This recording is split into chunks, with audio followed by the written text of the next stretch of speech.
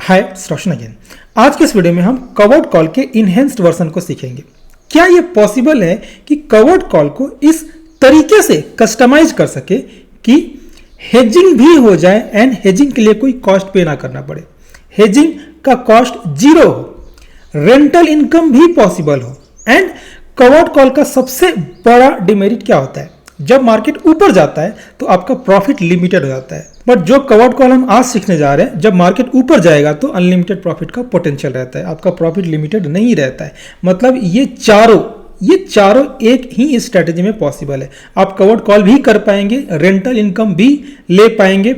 जब मार्केट नीचे जाता है तो कवर्ड कॉल में प्रोटेक्शन नहीं मिलता है, बट आज जो मैं कवर्ड कॉल आपको बताने जा रहा हूं, जब मार्केट नीचे जाएगा तो आपको हेजिंग भी मिलेगा, आपका पोर्टफोलियो भी हेज रहता है। मतलब आज के इस वीडियो में आप जो स्ट्रेटजी सीखने जा रहे हैं, that strategy is going to cover all this 4 points just in a single strategy. Strategy explain करने से पहले मैं आपको बता दूं कि ये अपना एक्स का अकाउंट है, ठीक है, ट्विटर का अकाउंट है। इसका लिंक भी आपको मिल जाएगा इसी वीडियो के कॉमेंट सेक्शन में एंड डिस्क्रिप्शन में। सबसे पहले आपको ईयरली ऑप्शंस का पुट ऑप्शन बाई करना है एंड कॉल ऑप्शन सेल करना है। कौन से स्ट्राइक प्राइस पे? तो देखो, आपको एट द मनी का सबसे पास वाला, ठीक है, जो एट द मनी है। मैं एग्जांपल ले रहा हूं 1 जनवरी से, ठीक है। सेबी का रेस्ट्रिक्शंस है, मैं बिल्डर में जाके आपको प्रेजेंट का बना के नहीं दिखा सकता हूं, इसीलिए मैं बैक डेटेड में आपको दिखा रहा हूं। दिसंबर मंथ का ईयरली ऑप्शंस में जो सबसे नजदीक का एट द मनी है, ठीक है, 23,000 का पुट मैंने बाई कर लिया एंड 27,000 का कॉल मैंने सेल कर दिया है। ऐसे स्ट्राइक प्राइस पे जहां की इन दोनों का प्रीमियम सेम हो, मतलब कि जितना प्रीमियम आप पे कर रहे हैं उतना ही प्रीमियम आपको यहां पे रिकवर करना है। अब आप बोलोगे कि जो आप रिकवर कर रहे हो ये बहुत ज्यादा है या फिर इतना मिलेगा ही नहीं, तो देखो मैं आपको स्लिपेजेस भी कंसीडर करके दिखा देता हूं। मान लो 528 है, मैं जस्ट एग्जांपल के लिए कितना स्लिपेज जाएगा, 50 पॉइंट्स, 60 पॉइंट्स में कंसीडर कर लेता हूं। आप मान लो 528 वाला आपको 580 में मिलता है, इतना महंगा मिलता है, ठीक है, due to slippages. In the same way जब आप सेल कर रहे हो तो 626 वाला भी आप मान लो, 626 वाला भी मैं 580 ही ले लेता हूं, मैं दोनों इक्वल लेता हूं, हालांकि इतना होगा नहीं, बट फिर भी देखो आपने जितना पे किया था उतना आपने रिकवर कर लिया है। मैंने स्लिपेजेस इतना ज्यादा कंसिडर किया है, 528 का बाइंग मैं 580 पे दिखा रहा हूं, ठीक है, 626 का सेलिंग मैं 580 पे दिखा रहा हूं, दोनों में जानबूझ के दोनों इक्वल लिया। मतलब इतना ज्यादा स्लिपेजेस कंसीडर करने के बाद भी आपका देखो डेबिट क्रेडिट दोनों रिकवर हो गया, हालांकि इतना होगा नहीं, ठीक है, this was just for example. मतलब कि स्लिपेजेस आएगा भी, बट स्लिपेजेस उतना भी नहीं आएगा जितना कि मैं दिखा रहा हूं, ठीक है, ये बस एग्जांपल के लिए था। Day by day leaves options में लिक्विडिटी बढ़ता ही जा रहा है, सॉरी डे बाय डे नहीं, ईयर बाय ईयर। पिछले साल जितना लिक्विडिटी था आने वाले साल में उससे ज्यादा लिक्विडिटी होगा। तो पोर्टफोलियो को हेज करने के लिए 23,000 का पुट ऑप्शन बाई कर लिया एंड डेबिट को रिकवर करने के लिए मैंने 27,000 का कॉल ऑप्शन सेल कर दिया, ठीक है, एट द स्ट्राइक प्राइस जहां की प्रीमियम आप ऑलमोस्ट मैच कर सके। अब आप रेंटल इनकम कैसे जनरेट करेंगे? जब मार्केट ऊपर जाएगा तो आपका प्रॉफिट पोटेंशियल रुक जाता है। उसके लिए आपको क्या करना है, उसके लिए आपको क्वार्टरली ऑप्शंस में सेल करना है, हाफ ईयरली ऑप्शंस में बाई करना है।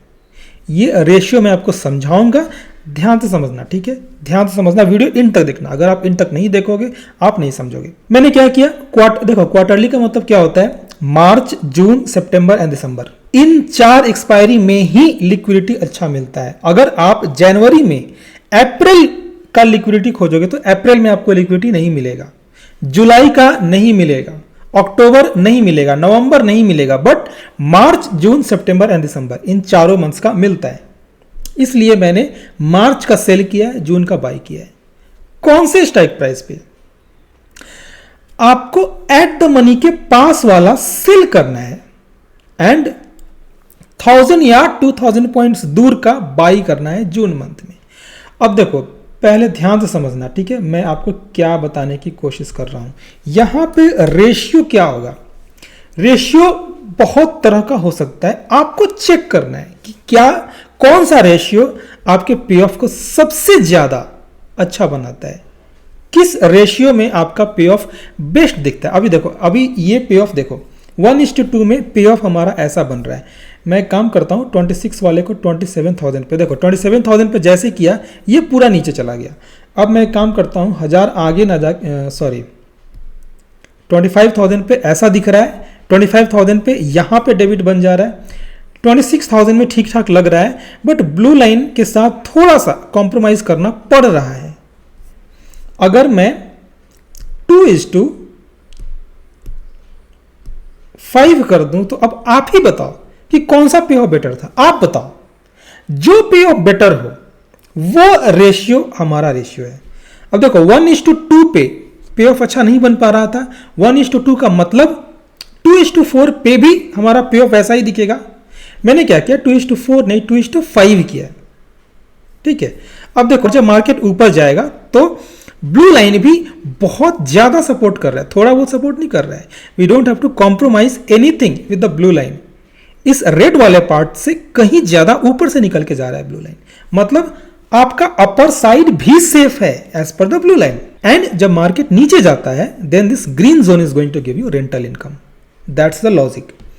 ये वाला स्प्रेड देखो, अगर आप दोनों को कंबाइन करोगे तो आपका पे ऑफ सही नहीं बनेगा, पे ऑफ वियर्ड दिख सकता है, क्योंकि 3 डिफरेंट एक्सपायरी को आप अटैच कर रहे हो। इसीलिए मैं आपको पे ऑफ नहीं दिखा रहा हूं। आप सिंपल सा दिमाग लगाओ, 23,000 का पुट आपने बाई किया अपने पोर्टफोलियो को हेजिंग करने के लिए, डेबिट को रिकवर करने के लिए आपने 27,000 का कॉल ऑप्शन सेल किया। आपका हेजिंग का कॉस्ट तो निकल गया ना, आपकी हेजिंग का कॉस्ट 0 हो गया। You don't have to pay anything, कोई डेबिट पे नहीं करना है, कोई इंश्योरेंस पे नहीं करना है आपको। एंड रेंटल इनकम के लिए आपने क्वार्टरली ऑप्शन सेल किया एंड आपका अनलिमिटेड प्रॉफिट का पोटेंशियल बना रहे इन केस ऑफ कोई बहुत बड़ा मूव आता है। तो अगर आपने कोई स्टॉक परचेज किया हुआ है या ETF में कोई अगर निर्मला कैंडल बन जाता है तो आपका प्रॉफिट रुक ना जाए at a certain point of time. इसलिए आपने इस रेशियो में 26,000 का कॉल ऑप्शन बाई किया है ताकि थीटा डी के मार्च वाले में ज्यादा हो compare to this half yearly leg. And आपके पोर्टफोलियो में ऐसा स्टॉक्स होना चाहिए, ऐसा ETF होना चाहिए जो ऑलमोस्ट निफ्टी के साथ चलता हो, जिसका मूवमेंट निफ्टी से मैच करता हो, ठीक है। एग्जैक्टली इमिटेट कर पाना इम्पॉसिबल है, बट फिर भी बहुत हद तक निफ्टी के साथ ही चलता हो। स्टॉक्स का नाम मैं नहीं ले सकता, ETF का नाम मैं नहीं ले सकता ड्यू टू सेबी रिस्ट्रिक्शंस। आपको समझना है, आपको रिसर्च करना है। एंड मैं ये सिमुलेशन करके दिखा भी देता हूँ, ठीक है। डेली का दिखा पाना पॉसिबल नहीं है क्योंकि वीडियो बहुत लंबा हो जाएगा। मैं एक वीक आगे करके दिखाता हूँ, ठीक है। अब देखो यहाँ पे, अब आप यहाँ पे स्लिपेजेस भी आप करोगे ना तो 3.2% है। कितना भी स्लिपेजेस आप निकाल दो, कितना भी चार्जेस निकाल दो, इस 3.2 को 2% तो कर ही सकते हैं कंसीडर, राइट। एक वीक में आगे करके दिखाता हूँ। जस्ट इन 1 मंथ अब 4.8% है। मैं कितना भी स्लिपेजेस चार्जेस निकाल दूं तो 3% तो होगा ना। इसलिए मैंने बोला कि ये एक तरह से रेंटल इनकम का भी काम करता है। जब मार्केट ऊपर गया तो देखो ये आपको अनलिमिटेड प्रॉफिट का पोटेंशियल भी देता है। जैसे ट्रेडिशनल वाला कवर्ड कॉल रोक देता है आपके प्रॉफिट को, ये आपके प्रॉफिट को रिस्ट्रिक्ट नहीं करता है। अनलिमिटेड प्रॉफिट का पोटेंशियल भी बना होता है। मार्केट अगर नीचे गया तो आपको रेंटल इनकम भी मिलता है। That's why I prefer this strategy. That's simple. अगर आपको समझ में नहीं आया हो तो इस वीडियो को दोबारा देखो, अदरवाइज मैंने इसी स्ट्रैटेजी को ट्विटर पे भी डाला हुआ है, ठीक है। जैसे मैंने आपको बोला ट्विटर पे आप फॉलो कर सकते हैं, मैं डेली ट्विटर पे कुछ ना कुछ डालता हूं। एंड अगर आपको ये स्ट्रैटेजी अच्छी लगी हो तो प्लीज लाइक दिस वीडियो। इस वीडियो को लाइक करके अपने दोस्तों के साथ शेयर करें। चैनल को सब्सक्राइब नहीं किया तो सब्सक्राइब भी कर लेना। Thanks for watching.